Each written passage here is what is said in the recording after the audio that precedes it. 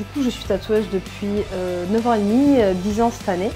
Et j'ai commencé vraiment par passion, en fait, le dessin déjà à la fac.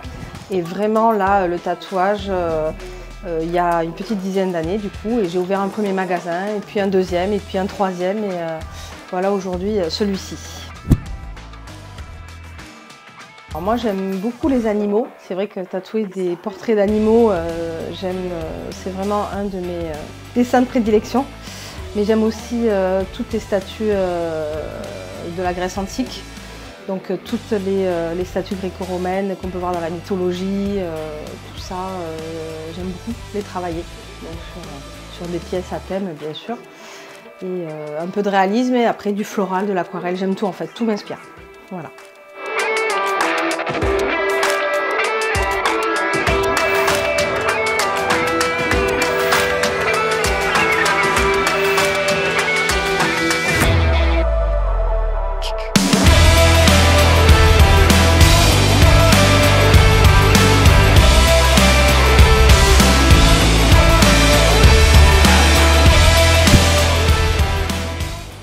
Du coup, nous sommes 7, donc 4 à temps plein.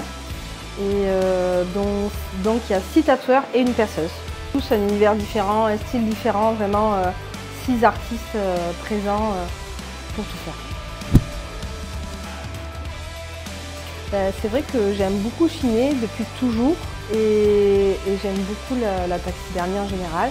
Donc tout ce qui est accroché au mur, c'est ma collection personnelle que j'ai chinée depuis des années en fait. Du coup maintenant j'ai 43 ans, donc j'ai accumulé plein de pièces sympas et qui décorent le magasin. Alors déjà nous sommes ouverts de 9h30 à 18h en quasi non-stop. Donc du coup les gens ils passent ou ils nous envoient d'abord des messages, mais en général ils passent.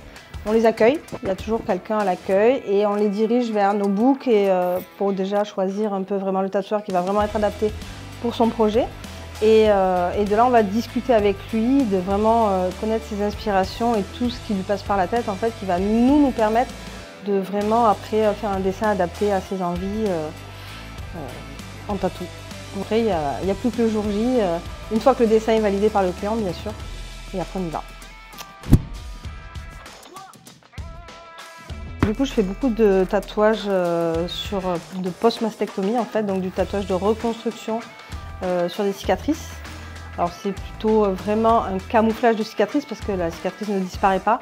On va vraiment travailler un trompe-l'œil sur des poitrines du coup qui ont été endommagées suite à diverses opérations.